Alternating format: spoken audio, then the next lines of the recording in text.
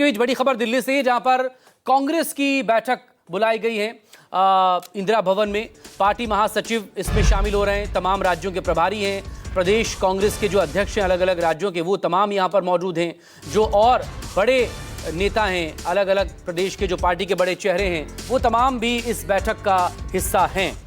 और लगातार जिस तरह से चूंकि राज्यसभा के चुनाव भी अलग अलग जगहों पर हो रहे हैं, मध्य प्रदेश में तो एक उम्मीदवार का नामांकन खारिज हो चुका है, मीनाक्षी नटराजन का।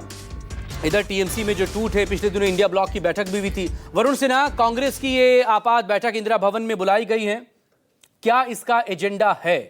और लगातार जिस तरह से राजनीतिक गहमा गहमी बढ़ रही है अलग अलग राज्यों में, खासतौर पर पश्चिम बंगाल में भी, खुद मध्य प्रदेश में कांग्रेस को एक बड़ा झटका लगा है, मीनाक्षी नटराजन का नामांकन खारिज होना। क्या हो रहा है अंदर?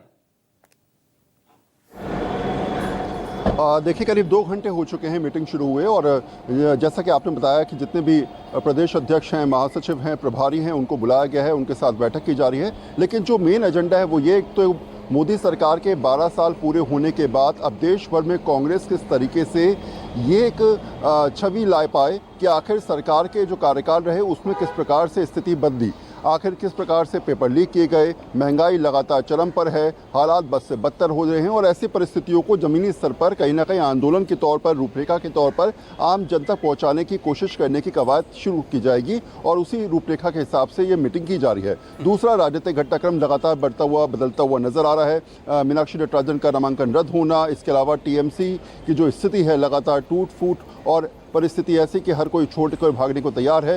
कुछ दिनों पहले एक खबर भी आई थी कल परसों में कि विलय होने की बात है। हालांकि दोनों राजनीतिक दलों ने इसका को सिरे से नकारा है, लेकिन जहां तक स्थिति है वो ये कि इंडिया गठबंधन को कैसे मजबूती के साथ दोबारा से एक रूपरेखा के हिसाब से आगे बढ़ाया जाए। अभी के ताज़ा हालातों में जो राजनीतिक घटनाक्रम तेजी से बदल रहा है, उसमें एकजुटता दिखाई जाए और सभी दलों को एक साथ लाया जाए। और उसमें सबसे बड़ी बात कि कांग्रेस अगुवाई करे, और उसी लिए तमाम प्रदेश अध्यक्ष को, महासचिवों को और प्रभारियों को बुला के समझाया गया कि अपने अपने प्रदेश में जाकर राजनीतिक घटनाक्रम को समझते हुए अब रूपरेखा तैयार करके आगे बढ़ा जाए। जी, बहुत शुक्रिया आपका वरुण, तमाम डिटेल के लिए। आप नजर बनाए रखिए, अपडेट के लिए आपसे फिर बात होगी।